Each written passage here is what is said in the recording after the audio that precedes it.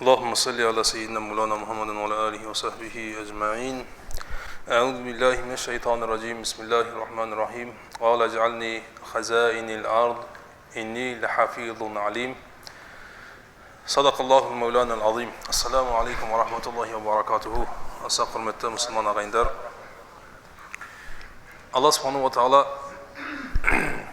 Юсуф сүресінің 46 аятында әрбір жұмысты атқару үшін бір-екі нәрсе керектігін айтады. Юсуф алейхиссалату вассалам Алла Субхану ва Тағала былай деп дұға қылады. Қала жағални хазайинил ард, я Раббым Алла, жердің байлығын маған тапсыр. Яғни сол ең қиын жұмысты маған тапсыр. Мен екі нәрсе менде бар дейді. Сол жұмысты атқаратын екі шарт, екі сипат менде бар дейді.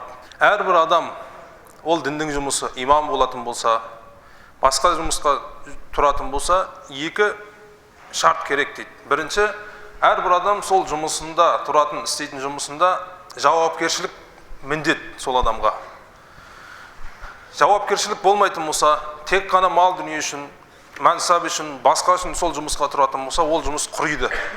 Оның ақысын бере алмайды ол адам. Тек қана фисадун кабирун фил ард, жер жүзінде ұлы фисадты, ұлы бұзықтықты таратады ол адам.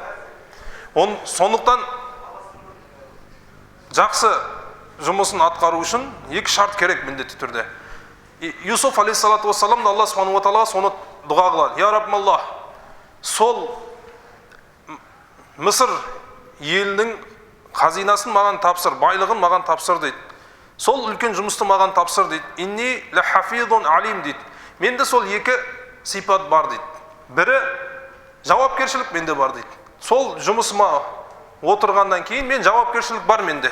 Екінші, сол жұмысты атқаратын шарт әрбір адамға керек. Ол мамандық.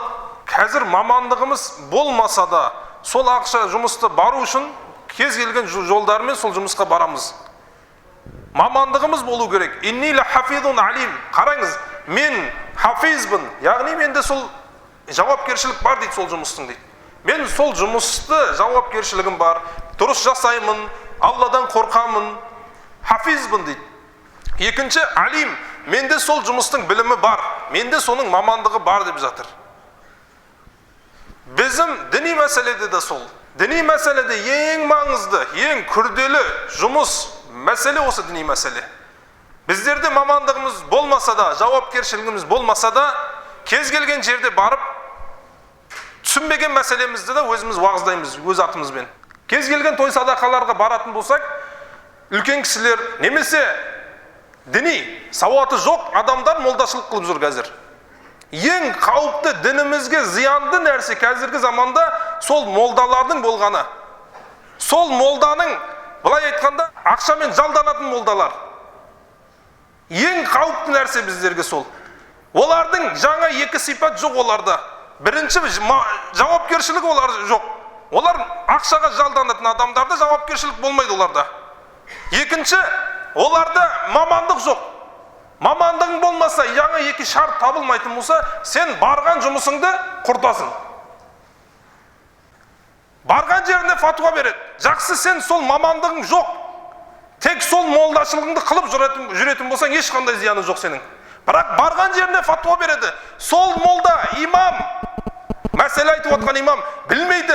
Сол имам бір мәселені үйрену үшін 10 жылдап, бір мәселенің өзіне бір айлап қиыншылық көреміз біздер мысалы. Мен өз басыма түскен айтайын сіздерге. Бір мәселені үйрену үшін кейде бір ай жүреміз біздер. Осы мәселенің тоқатері не болады? Қалай болады? Қоғамға шығып, осыны не деп айтамыз деп. Бұлар дым мамандық жоқ. Келіп алып, халыққа фатуа бергісі келеді. Ол фатуа беру деген, мәселені айту деген халыққа оңай нәрсе емес. Бірінші біліп алу керек. Осы имам, осы уағыз айтып отқан адам қанша еңбек қылды, бір мәселенің өзіне барай жүрген күндеріміз болды. Ұйқы болмай, тамақ жемей, осы мәселенің негізін табу үшін. Бірақ қазір мамандық емес, жауапкершілік жоқ, келіп халықтың арасында ойына келгенін айтады. Ең қауіпті нәрсе осы қазір біздерге. Ең зиянды дінімізге нәрсе осы болып тұр. Осы екі сипат біздерде болмай, біз Fatва беріп жүрміз. Сондықтан осы нәрсені арамыздан айыруымыз керек. Өз ұруымның молдасы, ағайыныңның молдасын әкелем деген ең қауіпті нәрсе біздерге. Ол сен алып келетін молдаңда екі сипат жоқ.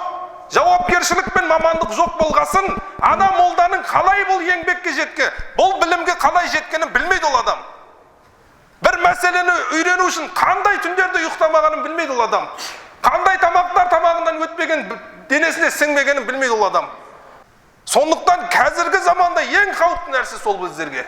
Көзімізді ашып, біліммен, шындықпен амал жасаудың уақыты келді қазір. Халықтың деңгейі көтермейді, халық түсінбейді деген заман қалды. Халық деген қазір жамағаттың өзі біздерден жоғары жамағаты білім. Халық мықты болған заманда имамдар мықты болады, ағайындар. Бұл мысалды өткенде де айтылды. Али радиаллаху таала анхудан қасындағы бір шәкірті досы сұрайды. Осы Али дейді, Абу Бәкірдің заманында болмаған фитна, Омардың заманында болмаған фитна, Османның заманында болмаған фитна сіздің заманда болды дейді. Себебі не дейді оның дейді? Али радиаллаху таала анху айтады, оның себебі дейді, Абу Бәкір радиаллаху таала анхуның жамағаты, халқы кім болды дейді? Омар, Осман, Али болды дейді. Қалай фитна болсын дейді ол заманда дейді. Жамағат тыңдап атқан жамағат мықты болды дейді. Жамағатқа не болса со болсын болған жоқ ол жамағат дейді. Абдуллах ибн Мубарак айтады, адамның ақылды болуының белгісі дейді, жақсы жаманды ажыратып білгені емес дейді. Жақсыны жаманды ажыратып білу адамның ақылдығының белгісі емес дейді. Сол жақсыны ажыратқаннан кейін жақсыға еру адамның ақылдығының белгісі. Жаманмен күресу адамның ақылының белгісі дейді. Тек ажыратып қою емес біздер міндетіміз. Жақсыны білдің ба, дұрысты білдің ба, сол дұрысқа еру міндетіңіз сіздің. Онда Абу Бәкірдің кезінде жамағат кім болды? Омар, Осман, Али радиаллаху таала анху болды. Омардың кезінде жамағат кім болды? Осман, Али, Талха, Зубайр болды. Қалай фитна болсын ондай заманда дейді. Жамағатын қарасаң мықты жамағат дейді. Кез келген фитнаны сақтайды, шындыққа еріп, өз ақылды екенін дәлелдейді дейді олар дейді. Османның кезінде кім болды? Али, Талха, Зубайр болды. Бірақ менің кезімде жамағат кім дейді? Сіздер дейді. Фитна іздеп, кемшілік іздеп, бүлік іздейтін адамдарсыңыз дейді. Құдай ұрған адамдарсыңыз дейді. Онда бір имамның мықты болуының себебі, шарты жамағаты мықты болу керек. Имам қанша шындықты айтқанымен, сіз сол шындықты қолдай алмайтын болсаңыз, имамның басына сынақ түскенде, имамның артына тұра алмайтын болсаңыз, шындық сұрамаң ағайындар. Қазірден өз деңгейіңізді ашық анық айтың.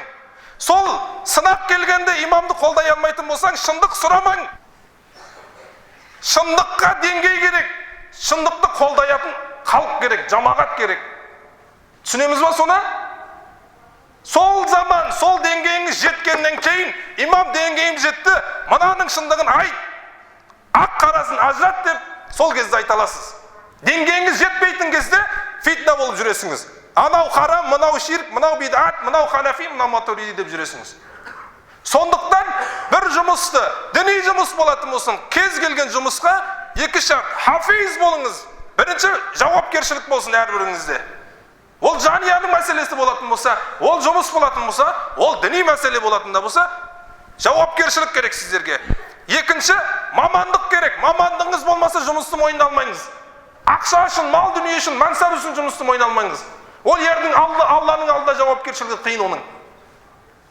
Мамандығыңыз болмайтын болса, ол қиын. Оны дұрыс атқару өте қиын болып кетеді.